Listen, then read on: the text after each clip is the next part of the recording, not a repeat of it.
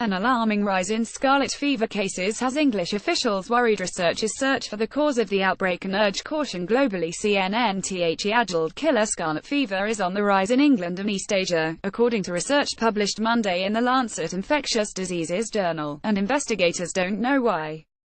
Whilst current rates in England are nowhere near those seen in the early 1900s, the magnitude of the recent upsurge is greater than any documented in the last century, said study author Teresa Lamagni of Public Health England, the agency that funded the analysis. Whilst notifications so far for 2017 suggest a slight decrease in numbers, we continue to monitor the situation carefully, and research continues to further investigate the rise. Identified by a bright red rash that looks and feels like sandpaper, scarlet fever is a highly contagious disease caused by the same bacteria behind strep throat, group A Streptococcus pyogenes. Historically a common cause of childhood death, scarlet fever had been declining over the past 2 centuries, according to the study, with any rise in cases typically following a natural cyclical pattern every 4 to 6 years. But since 2009, cases have been steadily increasing in several East Asian countries, including Vietnam, South Korea, Hong Kong and mainland China. An outbreak then hit England, where cases tripled in 1 year, from 4,700 in 2013 to 15,637 in 2014. Infections continued to rise to nearly 20,000 in 2016, a 50-year high for the United Kingdom, according to the analysis. Hospital admissions during the outbreak in England are also high, the researchers said, nearly doubling between 2013-703 cases and 2016 1,300 cases. Identifying scarlet fever. Although anyone who gets strep throat can get scarlet fever, also known as scarlatina, the disease typically strikes children under the age of 10.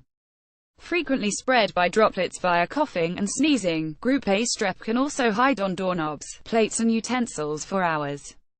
The red rash that gives scarlet fever its name typically starts on the neck and face and spreads to the chest, the back and other parts of the body. At first, the rash will look like a bad sunburn, but then it will begin to raise and become bumpy.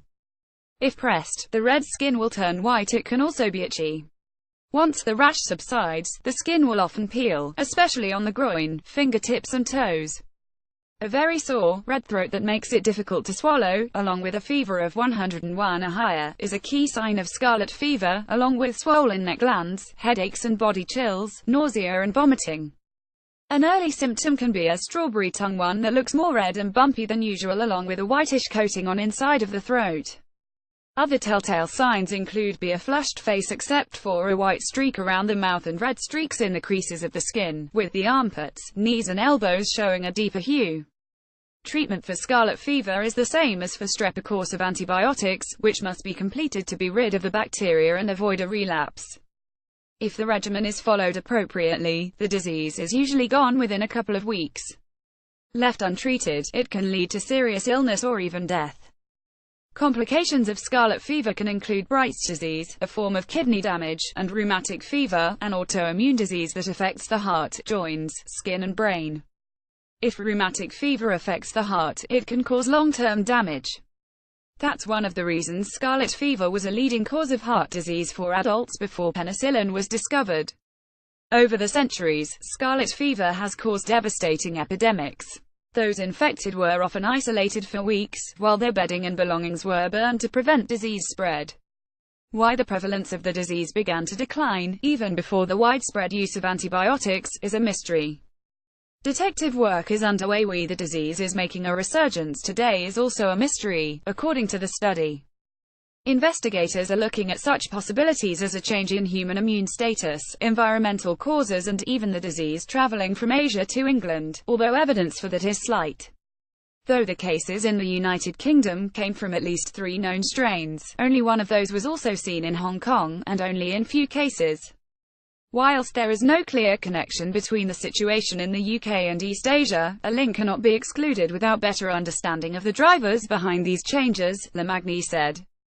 The hunt for further explanations for the rise in scarlet fever goes on. Meanwhile, she suggests that parents in England keep an eye out for telltale signs and act quickly to get their children, or themselves, to a doctor for evaluation and treatment. Guidance on management of outbreaks in schools and nurseries has just been updated, and research continues to further investigate the rise, she said. We encourage parents to be aware of the symptoms of scarlet fever and to contact their general practitioner if they think their child might have it. In a comment published alongside the paper, University of Queensland professors Mark Walker and Stephen Brower recommend that public health systems around the world be on guard. Scarlet fever epidemics have yet to abate in the UK and Northeast Asia, they wrote.